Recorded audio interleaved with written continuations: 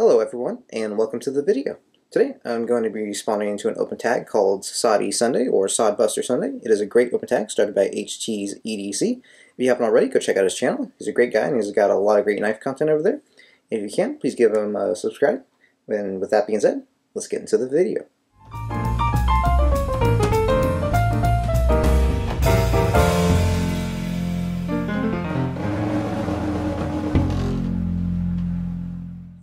Sod Buster I am going to be taking a look today is this right here. This is the Sod Buster Jr. in the Case Peanut Butter and Jelly Smoky Mountain Knife Works exclusive series. Sadly, these are no longer in stock as at the time of recording this video, and they probably will never be back in stock because these are kind of a limited edition thing. For the price, I paid $57.99 and then whatever tax was. But right now, if you look on like eBay for one of these knives, you're going to be paying probably around the 100 to 200 mark. That's typically what they're going for in bidding and also what people are listing them at. For the measurements, the overall length of this knife is about 6 3/8. The blade length from tip to the tang here is about 2 3/4, and then the sharpened blade length is about 2.5 inches. And then also the close length of the knife, right, this is about 3.5 inches in length. Let's take a look at that bone. And so the bone on this knife, that it's called the, or at least so Smoky Mountain Knife Works had it as the, and it's marketed as the peanut butter and jelly bone because of that burnt purple color, and then it makes it look like it has, like it's peanut butter and jelly together. But the Case's designation of this bone is called Burnt Ultraviolet Bone Corn Cob Jig. And yeah, but you can see they did a pretty good job on this one with the burn, and then the purple is a good amount of both. I know some people have had theirs not have a lot of peanut butter in it, so that's kind of disappointing because it is supposed to be peanut butter and jelly, not just jelly. But this one looks pretty good with the burn on it. And then on the back, you get a really nice dark, almost black burn with the purple showing through there, which I think is really cool. It's cool how both sides are slightly different. They did a good job on the burning on this one. And also, I was thinking, since you see how almost black that looks, if they did a white bone and burnt it that black, you could do like a chocolate sundae knife. So I think that would be pretty cool if they would do that. You have your Case Arrowhead shield, which is one of my favorite shields from them. It is nice and flush in there.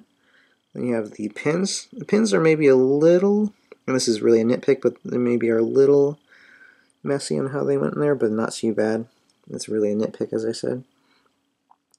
Pins are pretty flush, just maybe look a little off slightly.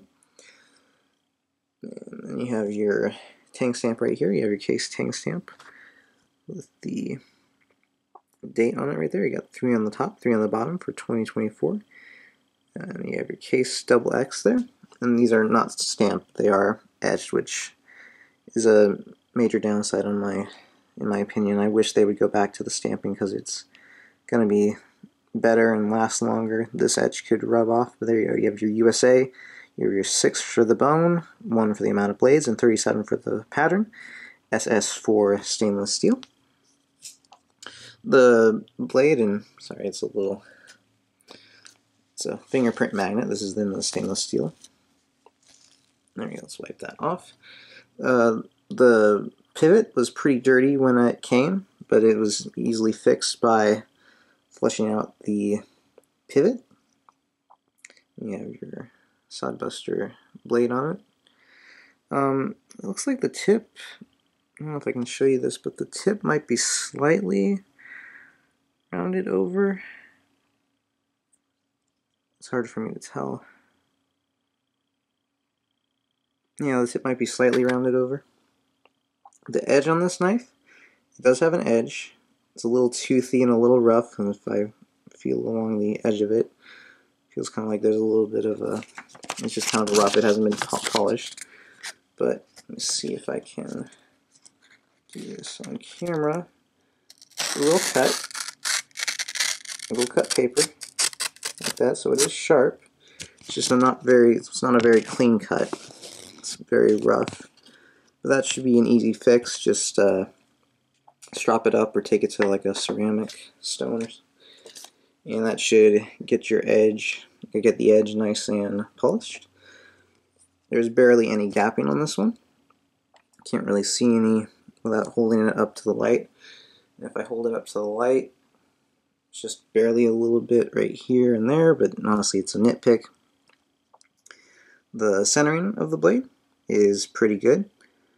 It's maybe slightly favoring the show side, but overall it is nice and center. Not quite right down the middle, but good enough. But overall though, this is they did a really good job on the fit and finish of this knife, and I'm pleased with it. It's a good example of what Case can do if their quality control is on. Yeah, overall, I'm pretty pleased with this knife. Yeah, I think that's going to do it for now for this Sod Buster Sunday. Again, thank you HT's EDC for this great open tag, and if you haven't already, go check out HT's channel.